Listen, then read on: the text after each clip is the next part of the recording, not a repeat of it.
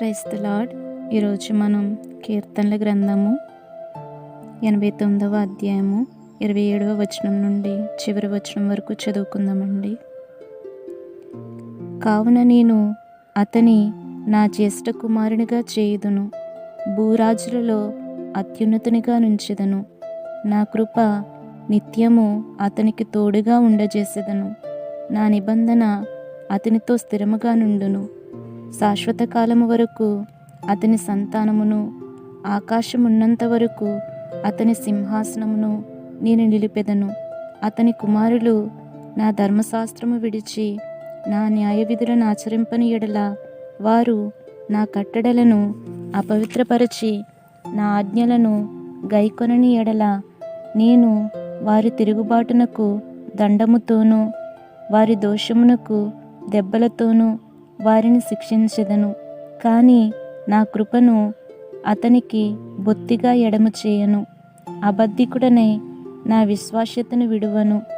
నా నిబంధనను నేను రద్దుపరచను. నా పెదవుల గుండా బయలువెళ్ళిన మాటను మార్చను. అతని సంతానము శాశ్వతముగా ఉండుననియు, అతని సింహాసనము సూర్యుడున్నంతకాలము నా సన్నిధిని ఉండుననియు, చంద్రుడున్నంతకాలము అది నిలుచుననియు, మింట నుండి సాక్షి నమ్మకముగా ఉన్నట్లు అది స్థిరపరచబడుననియు, నా పరిశుద్ధత తోడని నేను ప్రమాణము చేసితిని. దావీదుతో నేను అబద్ధమాడను. ఇట్లు సెలవిచ్చియుండియు నీవు మమ్ము విడనాడి విసర్జించియున్నావు. నీ అభిషక్తుని మీద నీవు అధిక కోపము చూపియున్నావు. నీ సేవకుని నిబంధన నీకసహ్యమాయెను. అతని కిరీటమును నేల పడద్రోసి అపవిత్రపరిచియున్నావు. అతని కంచెలన్నీయు నీవు తెగగొట్టియున్నావు. అతని కోటలు పాడు చేసియున్నావు. త్రోవను పోవువారందరూ అతని దోచుకొనుచున్నారు. అతడు తన పొరుగువారికి నిందాస్పదుడాయెను. అతని విరోధుల కుడి చేతిని నీవు హెచ్చించియున్నావు. అతని శత్రువులనందరినీ నీవు సంతోషపరిచియున్నావు. అతని ఖడ్గము ఏమీయూ సాధింపకుండా చేసియున్నావు. యుద్ధమందు అతని నిలువబెట్టకున్నావు. అతని వైభవమును మాన్పియున్నావు. అతని సింహాసనమును నేల పడగొట్టియున్నావు. అతని యవన దినములను తగ్గించియున్నావు. సిగ్గుతో అతని కప్పియున్నావు. యెహోవా, ఎంతవరకు నీవు దాగియుందువు? నిత్యము దాగియుందువా?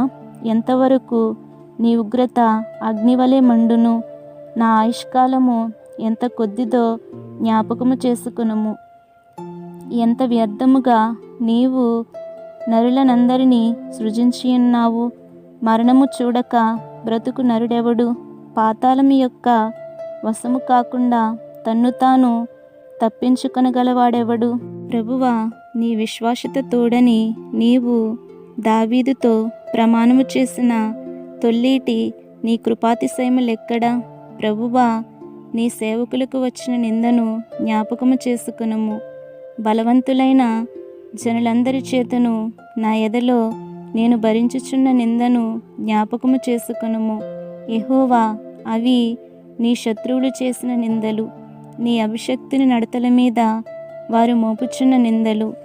యెహోవా నిత్యము స్తుతినొందునుగాక. ఆమేన్, ఆమేన్. ఈ మాటలు విన్న వారినందరినీ దేవుడు దీవించి ఆశీర్వదించునుగాక. ఆమేన్.